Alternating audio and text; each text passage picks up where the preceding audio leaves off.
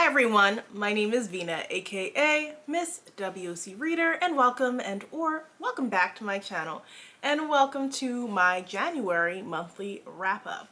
So during the month I read 17 books, which seems like a lot, but a lot of them were like picture books and chapter books, so while I had a decent amount of longer books, there was also plenty of shorter books in between. I did have a very ambitious January TBR. Did I finish everything on it? Absolutely not. There was one DNF, not because the book was bad, but because I didn't like the format it was in. And there were a few that ended up getting pushed over to February, which hopefully I will get to read soon. So let's get into what I did read. So to start it out, I read some beginner chapter books. Again, if you've been following me for a while, you know I'm always working with the kids in my family, and we're just trying to get this reading thing down and get reading consistent. So I love when the publishers send me books, that way I can share them with them. So I had Imani and the Great Hair Experiment. And I also had Imani Makes a Difference. These were sent to me by Learner Books, which is a great smaller publisher for children, and I'm really liking what they're doing over there. So this is a part of the Hair Magic series, which is a part of the Read Woke imprint, which is a partnership with author Cicely Lewis, and she is the one who did these books. So in Imani and the Great Hair Experiment, we're following young Imani, and her hair is magic. So when she has a great idea, her style changes up into the most interesting new styles. And in this one, she wants to do something different for the science fair, and she ends up figuring out that, there's a lot of science behind taking care of hair. So then, in this one, Imani Makes a Difference. She meets a new friend at school who she finds out doesn't have a home library of their own because they had to get rid of all their books, and she comes up with a unique way to not only help that friend but help others as well. And these are just 2 books that are a part of the Hair Magic series. There are 6 books in total. They all came out at the beginning of the year, so they are available on Hoopla for anybody who gets books for their kids on Hoopla. You should be able to find them at your library as well, and I think they're about $6.99 to purchase. So then I have Your Voice, Your Vote, and this one is by Leah Henderson, and it's illustrated by Keisha Morris. Fun fact, I actually recently met Leah Henderson when I went to the African American Children's Book Fair, and she actually recognized me from when I talked about this book on Bookstagram, so that was fun. And I read this one to my nieces, and they actually really enjoyed it. Like, they loved looking through the lines as we watched this little girl wait for her grandmother and mother to be able to vote. And this really just details the struggles that Black people have gone through and still go through to be able to vote in the US. And so this young girl has to take 2 buses and do a lot of walking to be able just to get to the polling place, and her mom and grandmother are just explaining to her how important it is to be able to use your voice and cast your vote and make a difference. And this is really needed, especially during this election year. I know one of my aunts is just like, I don't want to vote this year, and I understand why people get distraught and don't want to vote, but as far as what's on the ballot, it's not just president, it's also affecting the people who serve us locally. So that's why we need to get out there and vote. And this book really does a great job just emphasizing how much Black people have gone through to be able to vote, like the hoops that they had to jump through, like even surprised the kids because they're like, what do you mean they had to tell you how many pieces of gum are in a jar? So I think this is definitely worth checking out. This is something that kids can share with their parents and grandparents to just emphasize again how far we've come and how far we still need to go. Okay, so I have Zandi Song, and this is by Zandile Nodolovu and Katlego Kiokgale. And so Zandile is a South African diving instructor. She promotes ocean conservation. She has this Black Mermaid Foundation that just helps get Black people into these ocean spaces that were not normally allowed in. And I thought this book was super cute, and the illustrations are very beautiful. Anything with Black mermaids obviously is going to catch my eye because I am a mermaid lover, lifelong, always have. I'm loving seeing all the Black Mermaid stories out now. And so Zandi's Song was good because not only does it talk about ocean conservation, it brings like a little bit of mythology in here, as the ocean in the form of Maya comes to Zandi and shows her around the ocean floor, turns her into a mermaid, and just explains the harmony that the people have had with the ocean for so many years and what part she needs to do to keep that up. And just how the ocean is your friend. You don't necessarily have to be afraid. So then I have Love Lala. So this is by Nyla Blackman, and it's illustrated by Jade Orlando. So my training people will know who Nyla Blackman is. She is from the Blackman family. They are soca music royalty. This is really a love letter to her grandfather, Shorty, who had passed away I think about a little over 20 years now. But young Lala gets her love of music from him, and this is just a celebration of Trinidad Carnival and everything it means. And I just thought this was really beautiful. The kids really enjoyed it too, because now we're talking a little bit more about Trinidadian culture. They've been there. Obviously our family talks about it a lot, but showing them the imagery, explaining to them a little bit about the season was really cool. And overall, I really am glad that we have books like this out here now. I have Hooray for she, he, they, and they, which is written by Linz Almer and illustrated by Kip Olazade.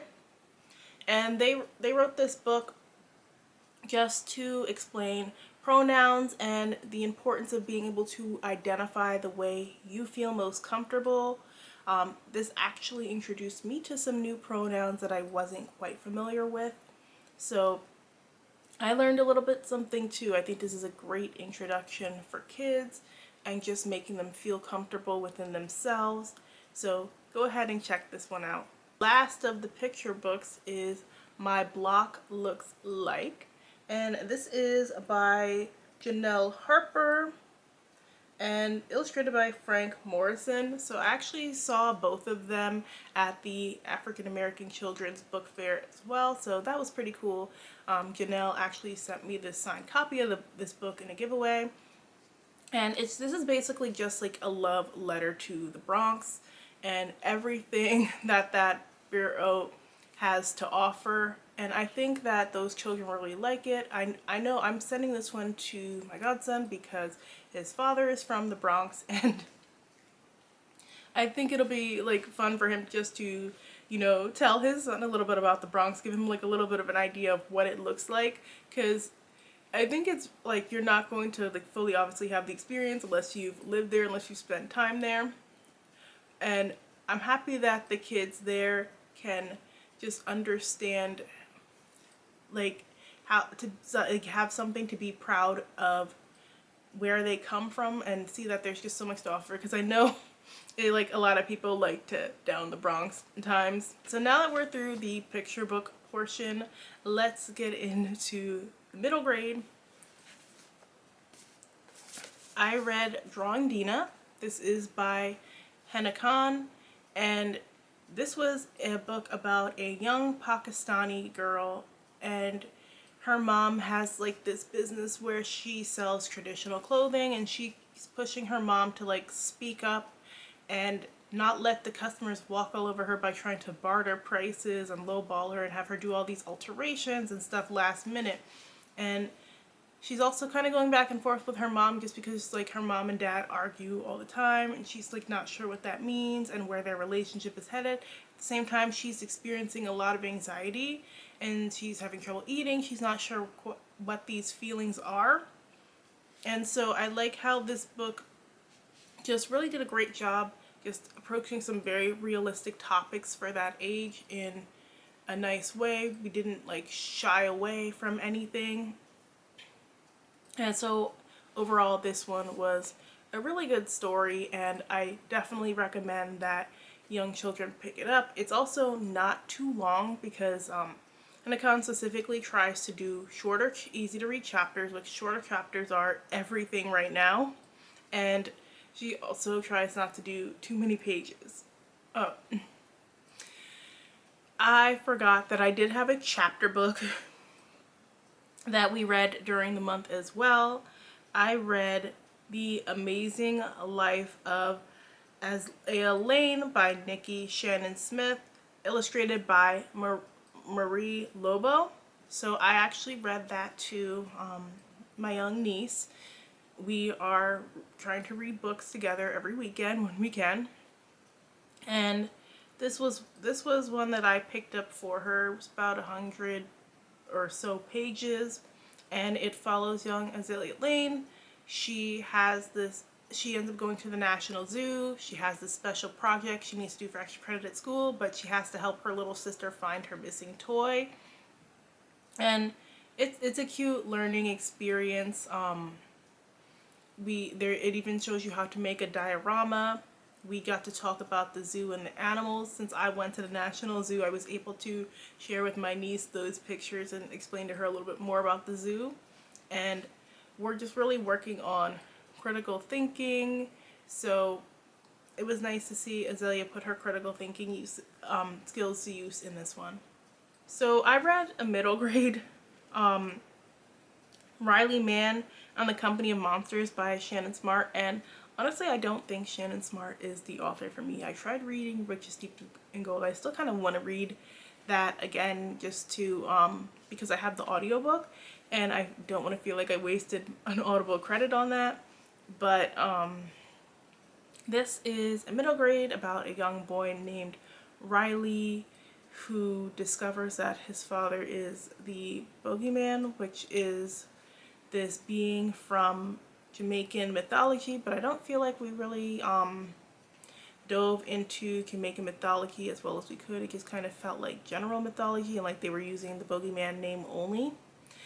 So he finds out that he's secretly a monster. There's this underground world of monsters that have a similar underground world to England and the rest of the UK. And we're just following the journey of him going to meet his father and discovering his father is missing. And I just was never fully invested in this story. It was alright, but it didn't like really grip me, and I feel like she overwrites, so this one was like felt a little bit lengthy, and I feel like the action would kind of stop and start. So I don't know if necessarily writing for children is her forte, to be honest. I just was never fully invested. Alright, so let's get into the YA portion now. So I read a couple of different books this month, and so I had Why We Play with Fire, which is by Giselle Varisian, and this is the perfect book to pick up next if you are on like that Percy Jackson and the Olympians high and you're just needing something else. So one thing I thought this really did unique is that the gods in this story come from all different cultures.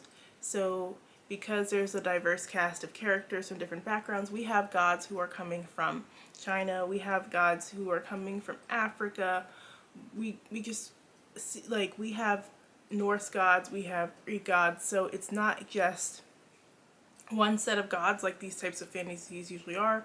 In this story, we have a young girl who finds out she is one of the children of gods, and that there's this shadowy creature who's after her. She ends up having to go to this special house for protection. This house has lost its keys, which leads her on this quest where she has to go not only find the keys but awaken the magic within her, and then at the end she's supposed to pick the god that she most identifies with. So this is just an adventure fantasy, and I had a good time with this one. Oh. Also, this was sent to me by Row House Publishing. They are an indie BIPOC run publisher. So, along with that fantasy, I read another YA fantasy that was Blood at the Root by Ladarian Williams. I know this is one of the most anticipated YA releases of the year, if not the most anticipated YA release of the year. And I was super excited to read it. Luckily, Ladarian reached out to me and she's like, here's an e-arc, and I was like, yes! And I really wanted to read it early, especially because it was getting like some interesting backlash, and I needed to see for myself, and I still honestly don't understand what the backlash was about, why people were so upset.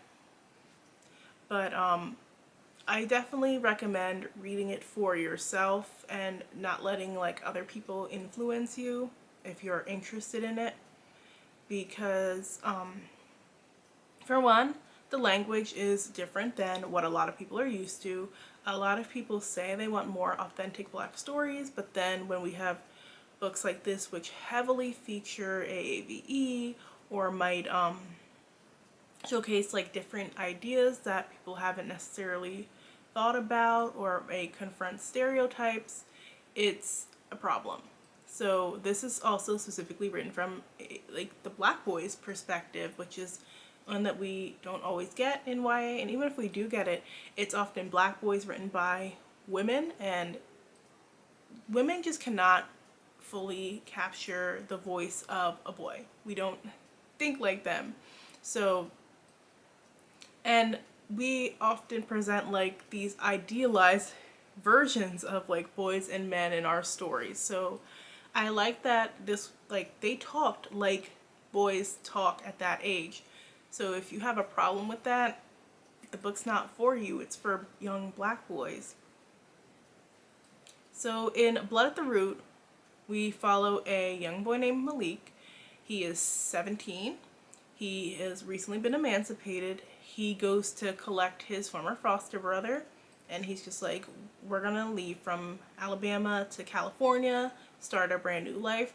Those plans get derailed when he has an incident in a gas station where he has to unleash his magic, and then this mysterious man approaches him and is like, you have a grandmother who lives in New Orleans and is waiting for you. She's been searching for you for years. And Malik is upset, but agrees to go because he needs to find out about this family who lives down there, and he needs to find out what happened to his mother, because, well, he thought his mother was deceased.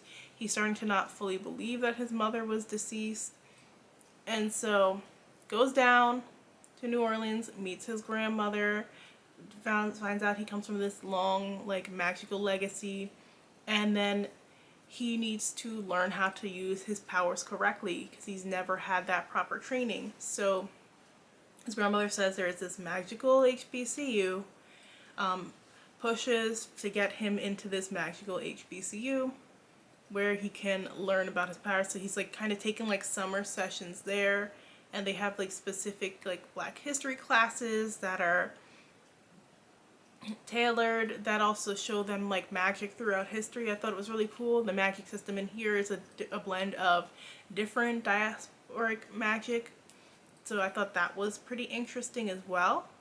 And I mean, Malik goes through a lot in this book. I know the author said there was like originally, like he said it was like a trauma-free. I wouldn't say it's a trauma-free story, like definitely not that. Like Malik goes through some shit, but I think it's not a story that focuses heavily on the like showing white people the trauma that we've been through. Like there's no white characters here that are kind of derailing the story, like I see in a lot of fantasies that are aimed towards a black audience. He's not fighting for white respect, and when we do encounter white people, we are kicking ass in here and not taking any of their shit, which I also really appreciated.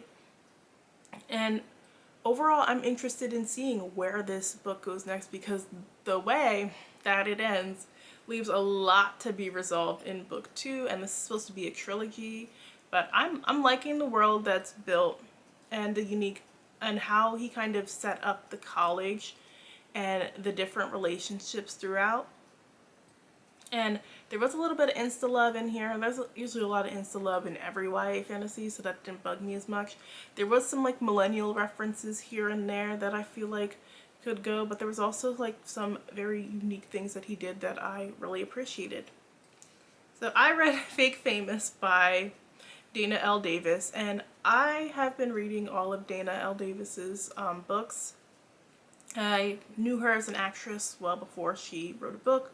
So when I originally saw her first book, Tiffany I Lives Here Now, I had to pick it up, and that was like one of like the first big NetGalley books that I remember getting. And so I've been reading everything she writes, and this one was a little different because it's an IP book. It's like her second IP book. So for those who don't know, IP, like basically the idea is presented to the author and they're hired to write it. And so I don't know how much of certain things in here were already set in stone versus things that just came from her mind, because I'm going to talk about it a little bit. There was something that didn't quite sit with me well. So Fake Famous follows this young girl.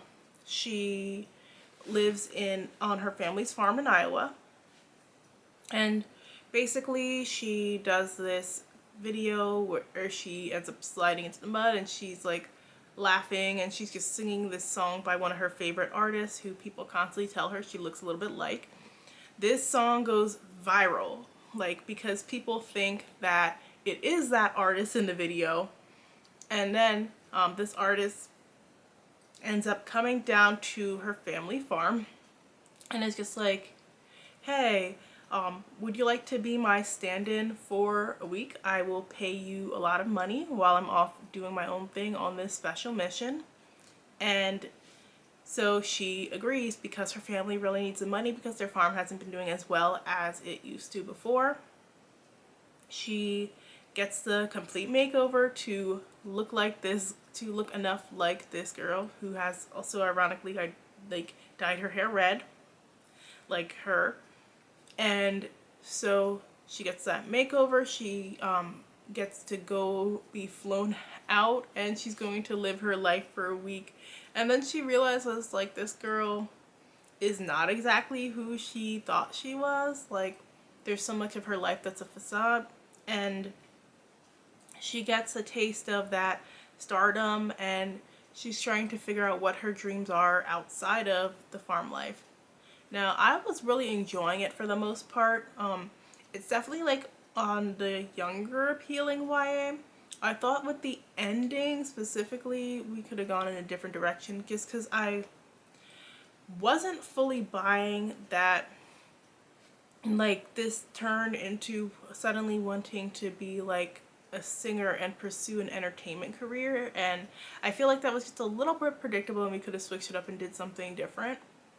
But also there was like some weirdness towards the end, like she kept talking about really wanting to go to Israel to shoot this movie, to have these experiences, and they were talking about going to Israel as if it's like this beautiful happy paradise, which I guess it is compared to Gaza, but like I don't, it just didn't sit well, like, at all, especially with everything going on during the past few years, and they've been in the news so often, and I didn't like that. Like, it felt very pro-Israel toward the end, which completely threw me off.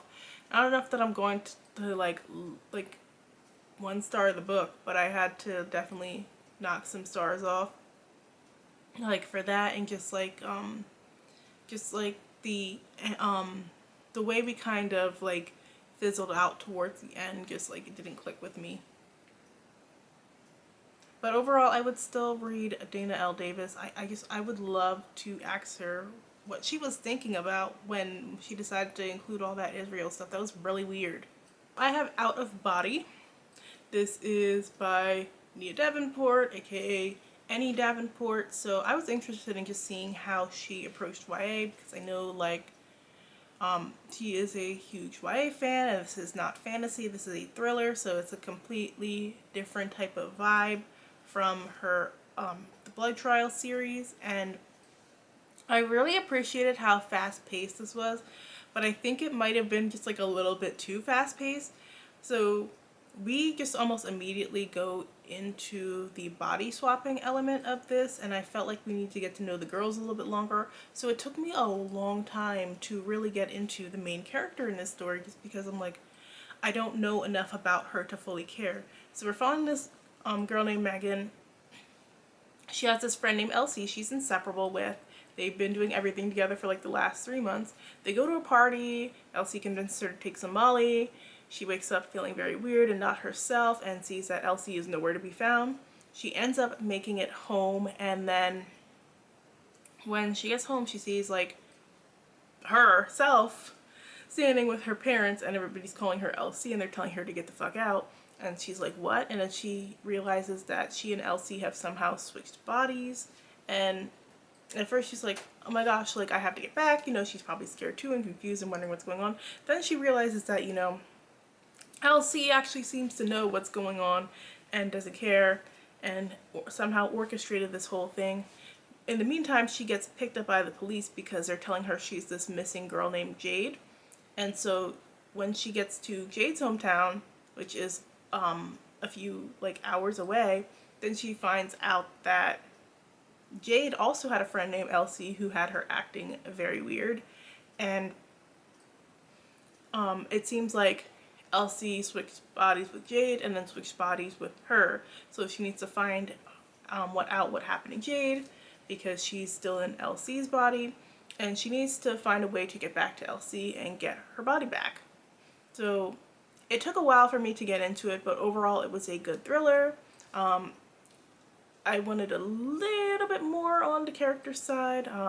There was like a little bit of a hint of a romance in here that weren't really needed, because there wasn't like but like luckily it wasn't too much, and there was like, it didn't detract from the story at all. Overall, it was still a very interesting read. Okay, so I read an adult book called Snowbound Second Chance. It is romance by Reese Ryan. I've read a lot of Reese Ryan romances, and this was a really good one. I actually really enjoyed this one from her. So it is part of the Valentine Vineyard series, which I believe has 2 other books. I read the first one. The first one was okay, but this one I just resonated with more. And so we have 2 people that we're following in this one. We have Evie and Sebastian, and they are both returning to Magnolia Lakes for different reasons. So with Sebastian, his dad sold their family textile company and then ended up moving over to back to Magnolia Lakes, and he opened up a vineyard, and most of his siblings are involved with that vineyard. Sebastian was hard-headed, and he's just like, no, like that's our family legacy you're leaving behind. And so he stayed on as CEO, but he's basically CEO in name only. He doesn't really have any power, and he's kind of the figurehead for them to build goodwill. But at the same time, they're not building goodwill, because they're treating the employees there really bad, and they're trying to do these they're trying to make changes that are going to be really bad for the workers. So he wants to see how he can prevent that. And he ends up having this panic attack that puts him in the hospital, and after that his brother convinces him to take a little bit of a break and come home and spend time with the family. But he doesn't want to stay with the family directly, so he ends up staying in this inn in Magnolia Lakes. Evie's sister just opened this inn, and she's like, please come back, this is our family legacy, help me out in running it. Like, Evie's sister Kaylee is from a previous series of Reese Ryan's, the Bourbon Brothers series, which is another good one to check out.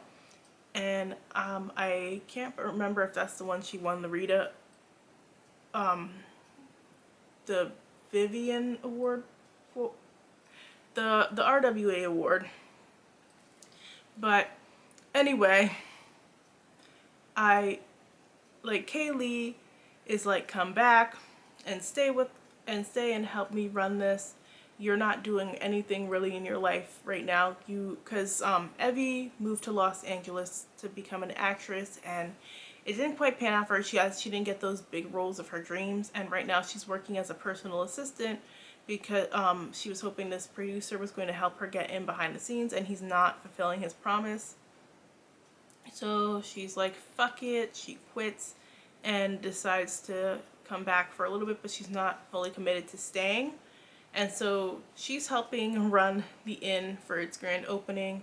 Sebastian decides to stay at the inn, and he likes his stuff a certain way. He's driving the staff's nerves, and she is able to deal with him because she met him previously at her sister's wedding, and they kind of vibed, but then he never called her. So he is still interested in her, but she's kind of reluctant to get another relationship because she has really been working on herself with therapy and stuff, realizing what her problem was and like the type of approach she needs to take in her future relationships, which I appreciated. Like, these people are in their 40s, they're grown and they know what they want, and there's none of that miscommunication nonsense in here. It's pretty much like there's conflict and stuff, but they are straightforward in what they want and not afraid to communicate, which I really appreciated, and it was so refreshing in a romance. And of course, fitting with the title, Snowbound Second Chance, there is some sexy Snowbound goodness worth reading. And I just had a great time with this one. I love like a good grown and sexy romance that's still sweet, that's still got a little bit of spice. And I like romances where the family is involved, at least like in a minor capacity, because I feel like family is such a big important part of your life, and when I read a romance and there's no family like anywhere around, it feels kind of weird, especially like if somebody comes from a family where they have a lot of siblings and stuff. I just kind of get like that odd feeling like, why aren't they around? Why isn't their partner getting to know them in any type of capacity? So I love seeing family on the page in my romance. I read Deadly to the Core by Joyce Tremel. It is a cozy mystery, and I had read Joyce Tremel a few, like, I'm saying a few, but it, like at this point it was like about almost 10 years now. And so I read Joyce Tremel like about 10 years ago, cozy mystery that she had set in Pittsburgh at a brew pub, and I really enjoyed that. So this one was the first in a new series. It's set out just outside of Gettysburg, PA, and it's on an apple orchard. This woman is in her 30s. She inherits this orchard after her husband died. She figures this can be her fresh start. This book was so fucking boring. Like, I never clicked with the characters. I never fully got into the mystery. I hated how the book did this thing where she described every little action the character was doing. So she'd be like, today I decided to make soup. So I went over to the cabinet. I pulled out the crock pot. I pulled out every little ingredient. I had to make coffee. I went to the fridge and got the creamer to put in my coffee. Like, it was just so, like, we didn't need all those details, and I was bored. So this was not a good read for me. The only reason why I finished it was because Hoopla had the audiobook, so I just kind of like listened to it all day. So that was everything I read during the month of January. Let me know if these books sound interesting to you. And if you like this video, make sure and hit that like button. Thanks so much for watching. I will catch you guys in the next one. Bye now.